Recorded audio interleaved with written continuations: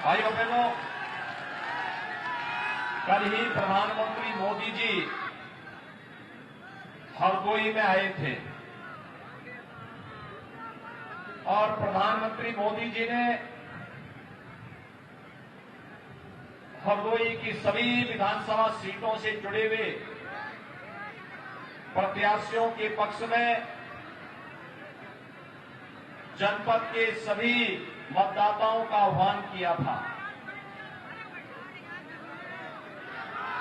मुझे लगा कि वास्तव में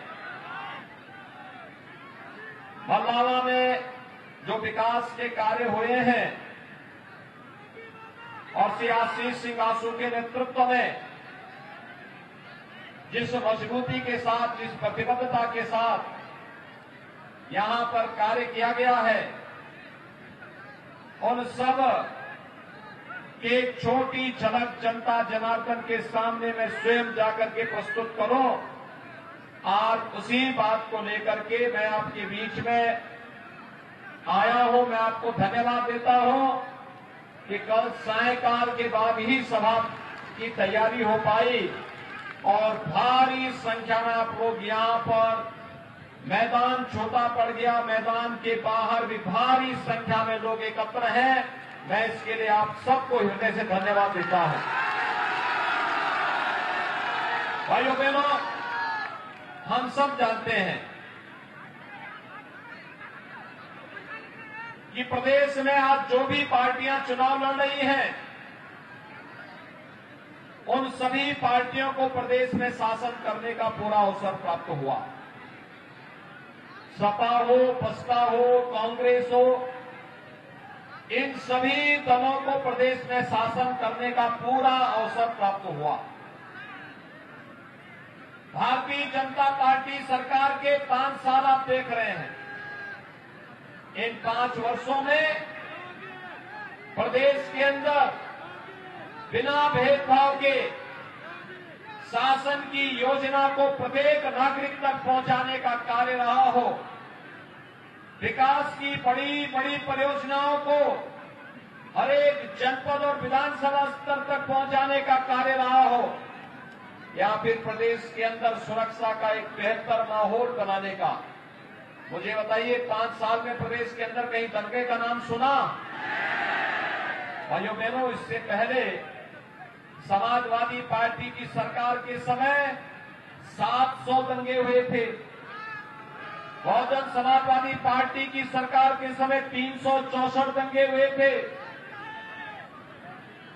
दंगों के कारण महीनों कर्फ्यू लगा रहता था। दंगों के कारण व्यापारिक प्रतिष्ठान चलते थे, निर्दोष नागरिक मरते थे, जनजीवन अस्त व्यस्त होता था। आज मैं कह सकता हूं, जब 5 साल का कार्यकाल सरकार का पूरा हो रहा है, आज मैं इस बारे में कह सकता हूं 5 साल में उत्तर प्रदेश में एक भी दंगा नहीं हुआ है। और इसका श्रेय है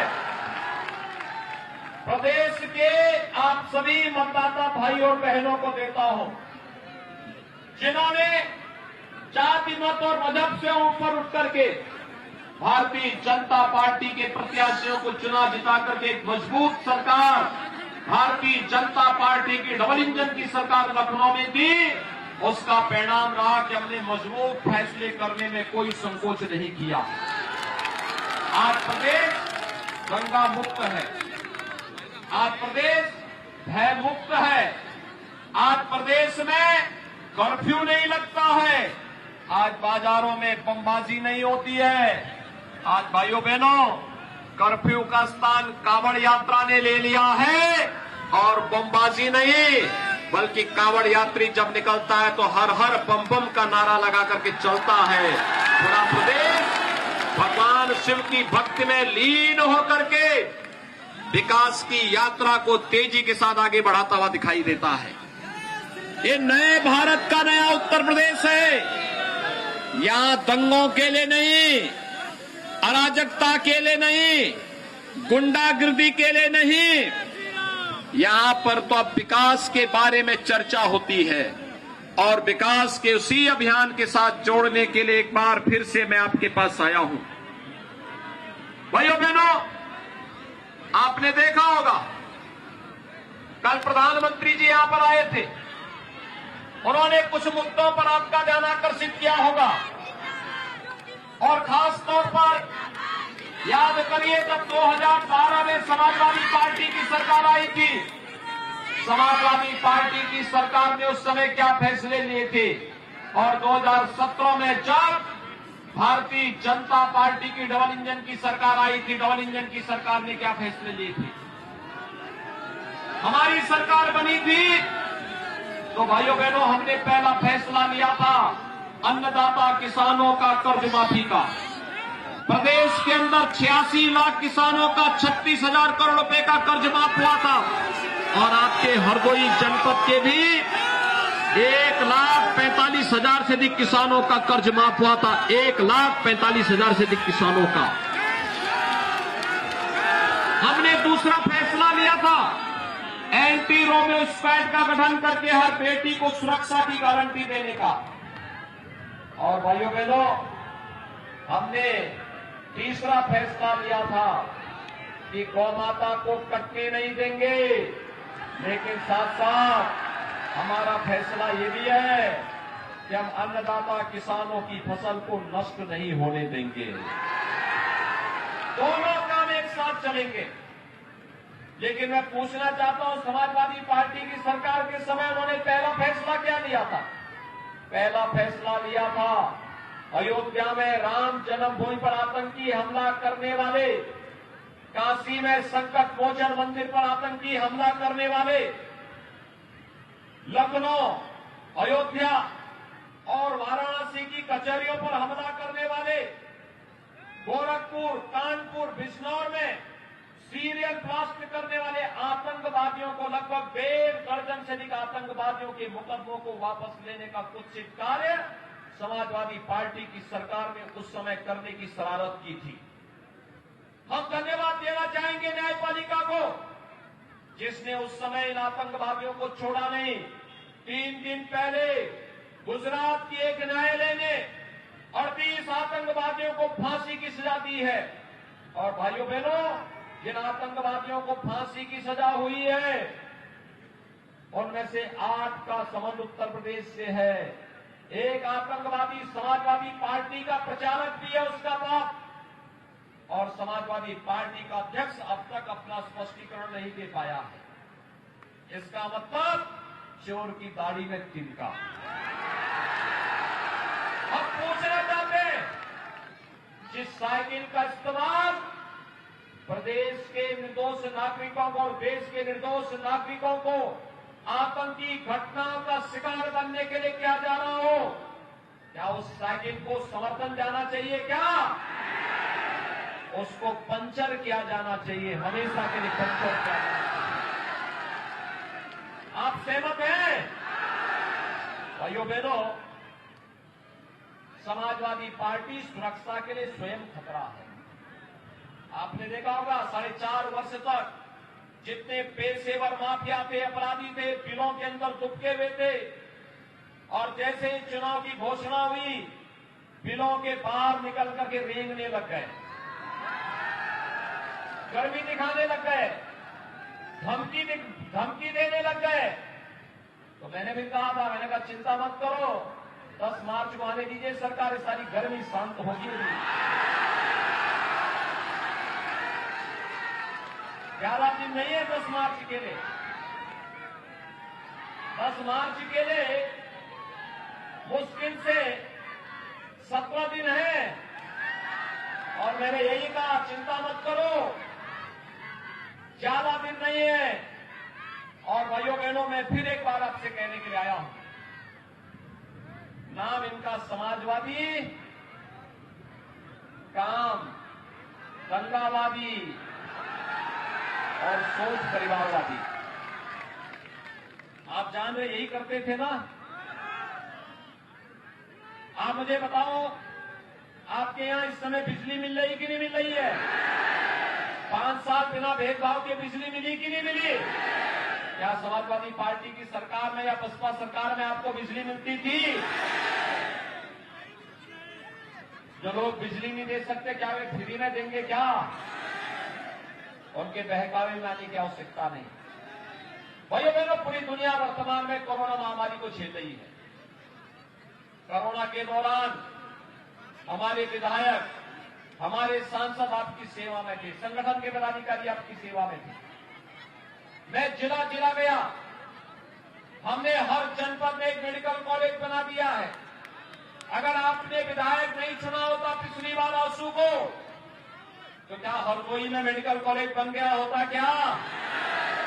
ये मेडिकल कॉलेज हरदोई जनपद के लिए बना है। हर विधायक और सांसद जब प्रयास किया है, तब हरदोई के लिए मेडिकल कॉलेज आया है। और भाइयों बहनों, टेस्ट फ्री, उपचार फ्री, वैक्सीन फ्री। कितने लोगों ने वैक्सीन ले लिया है? सभी लोग, बहुत बहुत अभिनंदन। भाइयों बहनों, ये वैक्सीन कोरोना के खिलाफ देश की लड़ाई का प्रतीक है। थर्ड वेव कब आई, कब चली गई मालूम नहीं ना। जिन लोगों ने वैक्सीन लगाया, कोरोना उसका कुछ नहीं बिगाड़ पाया। मुझे बताइए, अमेरिका जैसे दुनिया की महाशक्ति में हजारों लोग बीमार हो रहे हैं। आज आपने सुना होगा, इंग्लैंड की महारानी एलिजाबेथ भी कोरोना से पीड़ित हो गई।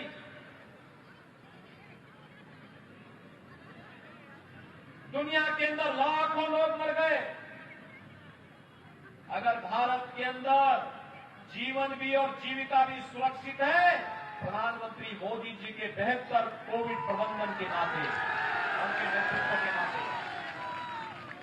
लेकिन जो लोग दुष्प्रचार करते थे वैक्सीन के खिलाफ, ये बीजेपी वैक्सीन है, ये भाजपा वैक्सीन है, आज वोट की चोट से एक करारा तमाचा मारिए इन पर कि अगर बीजेपी वैक्सीन और मोदी वैक्सीन से ही हमारी जान बची है, तो वोट भी वहीं जाएगा।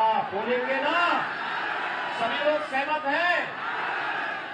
और भाइयों बहनों, डबल डोज राशन का मिल रहा होगा ना।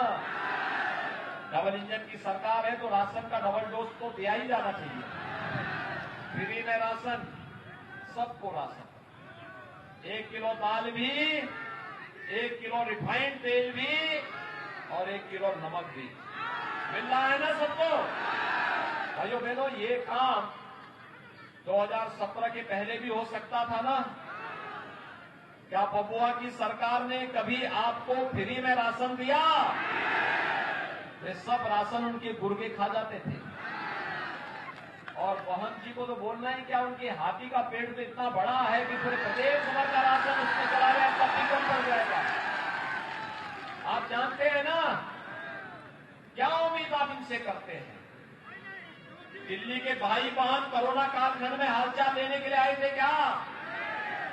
कभी आए थे? और ये सिपाही के चाचा भतीजा बहन जी से तो पूछना ही क्या है। उनको फुर्सत ही नहीं, तो कहां से हालचाल लेंगे? हालचाल लेने के लिए तब भी डबल इंजन की सरकार आई थी, आंसू आए थे, अशोक रावत जी आए थे, भारतीय जनता पार्टी का कार्यकर्ता आया था। भाइयों बहनों, जो संकट में साथी न हो, क्या वो सच्चा साथी है क्या? नहीं हो सकता है ना। मुझे एक बात बताइए, हम लोग पिछले चुनाव में आए थे, हमने नारा दिया था, रामलला हम आएंगे, मंदिर वहीं बनाएंगे। आज काम पूरा हो गया ना। आज राम मंदिर में कोई संदेह है? मंदिर निर्माण के लिए कुछ पैसा दे हो कि नहीं दे हो? सभी लोग दे हो ना। क्या ये काम सपा कराती? क्या बसपा कराती? और क्या कांग्रेस की सरकार के समय हो पाता? भारतीय जनता पार्टी जो कहती है, तो करके दिखाती है। और इसीलिए मैं आप सबसे अपील करने के लिए आया हूं। हरदोई जनपद में 8 विधानसभा है। क्या 8 के 8 भारतीय जनता पार्टी जीतेगी? जिता के भेजेंगे।